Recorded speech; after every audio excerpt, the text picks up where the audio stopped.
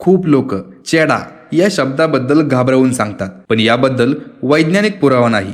हा विषय लोककथा, अघोरी साधना, काळी जादू आणि हॉरर कथांमध्ये प्रामुख्याने वापरला जातो. चेडा हा शब्द प्रामुख्याने काळी जादू, तंत्रमंत्र, अघोरी साधना यामध्ये वापरला जातो. लोकांच्या समजुतीनुसार चेडा म्हणजे एखाद्या मानवी किंवा प्राण्याच्या मृतदेहाशी संबंधित भाग, कधी हाड, कवटी, केस, नख, राख किंवा सांगाड्याचा तुकडा.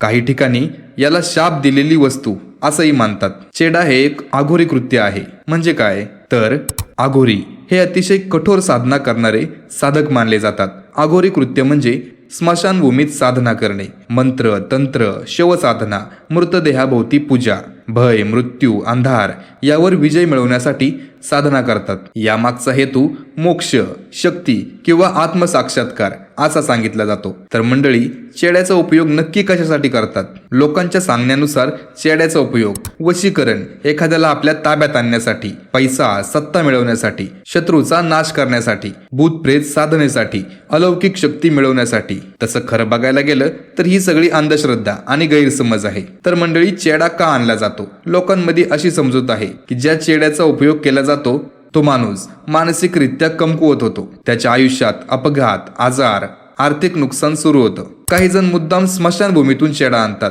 काही बाबा, भोंदू लोक पैसे मिळवण्यासाठी लोकांना हे दाखवून घाबरवतात. लोकांच्या म्हणण्यानुसार चेडा हा शास्त्रीय किंवा सरकारी नोंदीतील शब्द नाही. हा शब्द प्रामुख्याने काळी जादू, तंत्रमंत्र, आघोरी साधना, ग्रामीण अंधश्रद्धा यांच्याशी जोडलेला आहे. तर लोक चेडा का आणतात? भीतीमुळे विश्वास, कोणीतरी अंगावर टाकले अशी भीती बसते. लोभी बाबा, भोंदूंचे सांगणे, मानसिक तणाव, आजार, अपयश याला अंधश्रद्धा कारण मानणे. तर आपण वैज्ञानिक दृष्टिकोनातून बघायचं म्हटलं तर हाडं, केस, राख यांना कोणतीही अलौकिक शक्ती नसते. अपघात, आजार, मानसिक त्रास हे सर्व तणाव, नैराश्य, भीती, भ्रम, मानसिक विकार याच्यामुळे होतात. म्हणजेच माणूस मनानेच घाबरून आजारी पडतो. तर चेडा, भूतबाधा आणि मानसिक आजार हे बहुतांशी केसमध्ये ज्यांना भूतबाधा म्हणतात त्यांना anxiety disorder, depression, sleep paralysis यांसारखे मानसिक आजार असतात. यालाच भोंदू बाबा, चेडा, भानामती, करणी असं म्हणतात.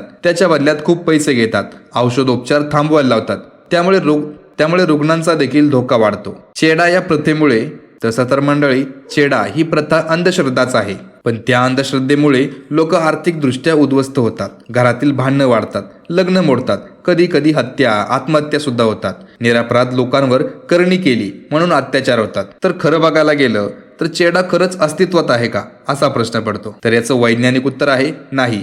चेडा हे वैज्ञानिक आणि कायदेशीर अस्तित्व असलेलं काही नाहीये. तो फक्त लोककथा, अंधश्रद्धा आणि भयावर आधारित व्यवसाय आणि चित्रपट आणि हॉरर कंटेंटचा भाग आहे. तर चेडा ही वस्तू असं काही नसतं. तर मंडळी, या व्हिडिओमधील माहिती ही सामाजिक समजुती, अंधश्रद्धा व त्यावरील वैज्ञानिक स्पष्टीकरण यावर आधारित आहे. काळी जादू, चेडा, वशीकरण यांना कोणतेही वैज्ञानिक आधार नाही. कुणाचीही फसवणूक व गैरसमज पसरवण्याचे उद्देश नाही.